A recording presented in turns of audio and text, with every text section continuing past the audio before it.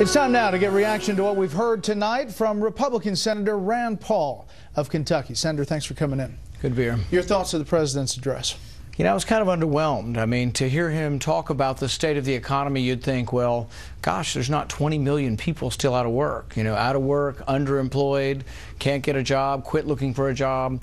I think the debate in our country really needs to be about what policies will work to get people jobs, to get job creation going.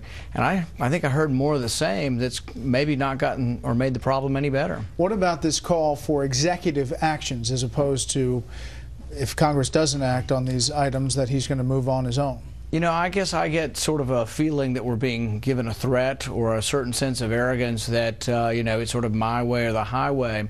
And I don't think that's not a very conciliatory tone. It's not sort of a tone that I think will help us to get anything done.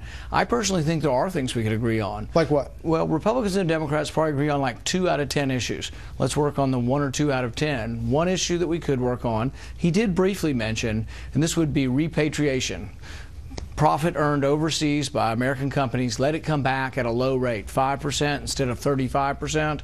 We could put that in infrastructure. That can be done, but it's not going to be part of overall tax reform. He also mentioned he would do it, but he would only do it if he could get rid of some business expenses for oil and gas. But oil and gas is the one thriving sector that's really driving employment in our country. And the one thing that came out of his message was he wants to raise taxes on the oil and gas industry. To hear the White House talk about it, they say if the president fully pushes something and endorses something, that Republicans, many of them on the conservative side, run away from it. How do you respond to that?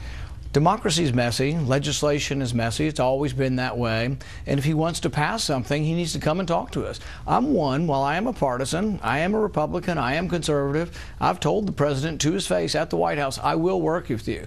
I recorded a message a few minutes ago, and in my message, I say I will work with him. But he has to come and talk to us. He can't just say, my way or the highway. I've got a phone, I've got a pen, and by golly, if you don't give me what I want, I'll do it anyway. That's sort of the tone of a bully. That's not the tone of somebody who wants to work with Congress. What prompted you to tape your own message? I mean, is the Republican response from Representative McMorris-Rodgers not effective enough? No, I thought she did a great job. I thought Mike Lee did a great job. I think that really it's today's technology that drives this. I've done a response every year that I've been here, and it's not really something new for us. It's that, you know, we have 1.5 million people on Facebook. We have people who receive our email each week on updates. So we create videos all the time. I do several videos a week of messages. So to me, it's a natural extension of that. It's not one that I'm trying to compete with anybody else. I think there are many Republican messages. If you listen to all the different ones, you probably hear a lot of the same themes, actually. Do you think immigration reform moves forward with the House of Representatives taking this step-by-step approach? Only if he narrows his focus, and only if we make the reform dependent on border security. What I've proposed is that we do expand work visas, but we do it gradually, and we do it by Congress each year voting on whether the border is more secure. And I would make it dependent on a vote each year. Is the border more secure? Is it more secure? Is it more secure? And if it is, we keep expanding work visas to try to encompass those who are here and the workers that we need. Last thing. You made some statements, asked a series of questions about women's issues and Democrats, and you talked about President Clinton. Right. It created quite a stir. Any thoughts about those statements? You know what I think's funny about it is so many people bring it up and say, well, why is he bringing up Bill Clinton from 20 years ago?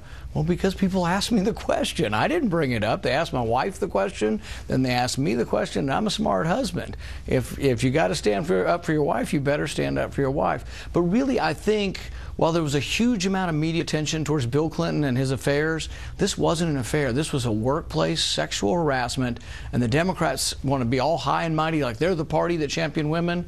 Well, gosh, their standard bearer seems to be a guy that was committing the workplace kind of violence that we should all be opposed to. Senator Paul, thanks for your time tonight. Thank you. Really appreciate it.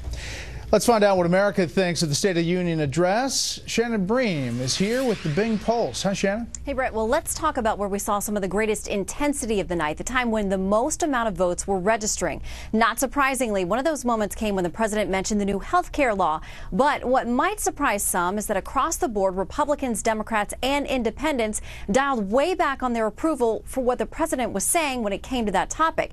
So where did everyone agree? Well, there was a spike across the board when the president president talked about our defense and military system, saying that as we reform the defense budget, we have to keep faith in our men and women in uniform and invest in the capabilities they need. We saw a similar spike in agreement when the president talked about supporting our veterans. Where did we see the big splits tonight? Well, one of the most drastic came when the president said this, quote, "The debate is settled. Climate change is a fact." Republican approval dove into single digits. Independents were slightly higher, but Democrats were way up with approval well above 60%. Those are some of the highlights, Brett. Okay, Shannon, thank you. We will talk live with House Budget Committee Chairman Paul Ryan when our State of the Union coverage returns after this.